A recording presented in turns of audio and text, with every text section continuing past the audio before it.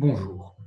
L'annonce de la résurrection de Jésus, les fameux kérygmes de Pâques, par exemple la formule Jésus-Christ est Seigneur en Philippiens 2, 6, 11, ne sortent pas comme ça d'un chapeau, elles sont basées sur des récits qui sont relatés donc dans les évangiles, et ces récits ont leurs racines en Marc 16, 1 à 8, dont on trouve des versions parallèles en Matthieu 28, 1, 8, Luc 24, 1, 11 et Jean chapitre 20, verset 1.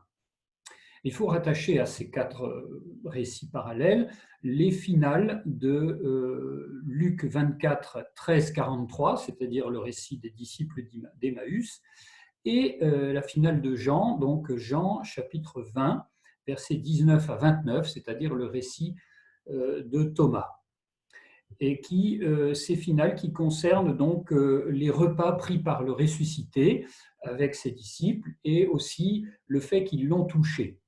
Donc finalement, deux traditions se distinguent dans ces récits. La tradition qui concerne le sépulcre vide, donc le tombeau vide, et qui se situe à Jérusalem, et l'autre tradition qui concerne les apparitions du Christ, qui se situe la plupart du temps en Galilée. Alors commençons par la tradition du tombeau vide. On note que dans ces récits, il y a une certaine et une étonnante non-concordance des récits, des versions, qui fait penser, qui paradoxalement finalement authentifie un petit peu ces récits, dans le sens que un récit créé de toutes pièces ne comporterait pas tant de variations, certes des variations de détails, mais quand même pas mal de petites variations qui auraient pu être facilement corrigées. Alors examinons ces éléments. Au titre des discordances des récits se rapportant à la tradition, au témoignage du tombeau vide, nous notons 4 récits qui se rapportent à la présence de femmes au tombeau de Jésus le matin de Pâques. Si nous prenons le récit fondamental de Marc au chapitre 16, il commence par « Le sabbat terminé, Marie-Madeleine, Marie, mère de Jacques et Salomé achetèrent des parfums pour aller embaumer le corps de Jésus. » Alors avec ce verset, nous voyons la présence de 3 femmes, qui ne sont d'ailleurs pas exactement les mêmes dans l'évangile de Luc, puisque dans l'évangile de Luc, ce n'est pas Salomé, mais Jeanne qui est mentionnée. Donc Marie-Madeleine, Jeanne et Marie, mère de Jacques. Et tandis qu'en Matthieu 28, verset 1, il n'est mentionné que 2 femmes. Et en Jean, chapitre 20, verset 1, une seule. Et cependant, en Jean, une espèce de petite contradiction interne qui correspond au Jean, chapitre 20, verset 2, où les femmes disent « Nous ne savons pas où on l'a mis », qui implique au moins 2 personnes. Voilà. Et cependant, une seule femme est mentionnée.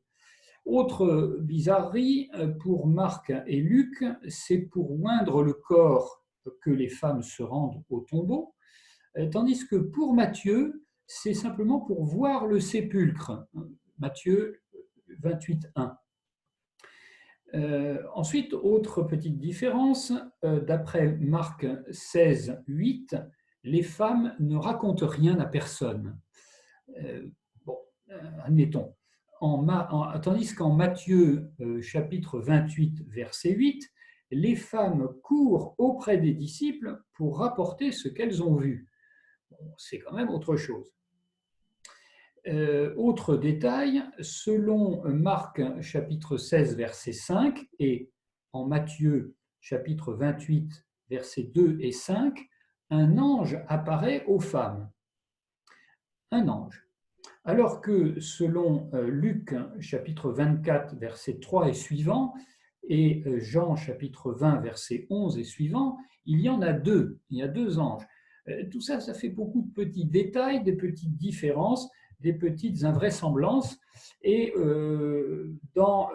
si nous prenons simplement le chapitre 16 de Marc, versets 1 à 8, dont finalement dépendent les autres, on voit que le motif de oindre Jésus, donc le troisième jour, est un petit peu, donc pour un mort déjà inhumé et enveloppé de drap. Bon, ce qui est donc le cas, acheter des parfums pour embaumer le corps de Jésus, est un motif et ne correspond pas en fait à un usage reçu, connu, compatible aussi avec les conditions climatiques de la Palestine. Alors, c'est quand même un petit peu tard quoi, pour le faire. Et aussi, autre petite incohérence ou invraisemblance, c'est qu'elles semblent avoir seulement en route l'idée qu'elles auront besoin d'aide pour rouler la pierre et accéder au tombeau. Les femmes paraissent bien insouciantes. Or, dit-on dans le texte, or, elle était très grande. Voilà. Et tout d'un coup, les voilà qui trottinent pour aller au tombeau en disant « Ouh là là, comment on va faire pour ouvrir la pierre ?» Bon, est-ce là un effet de suspense un peu littéraire, narratif, pour donc augmenter la tension un peu du lecteur en disant bah oui, effectivement, comment est-ce qu'elles vont faire? Et l'évangile de Marc s'achève ainsi par le verset 8.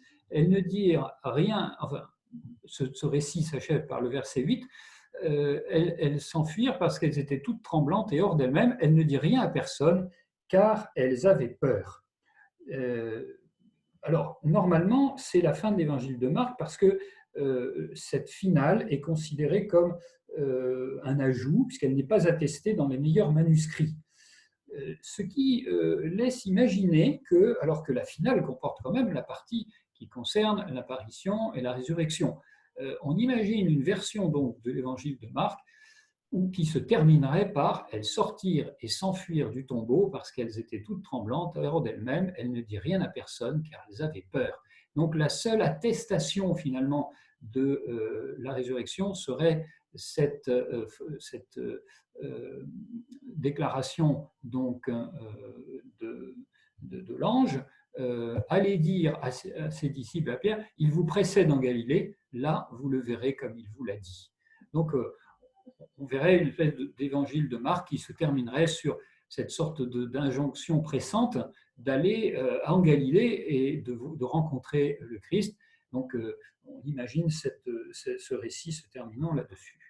Donc voilà quelques éléments qui paraissent assez curieux, assez discordants sur des détails, mais qui témoignent au fond du fait qu'il y a comme une espèce de vraisemblance à croiser des petits détails de différents selon les témoignages.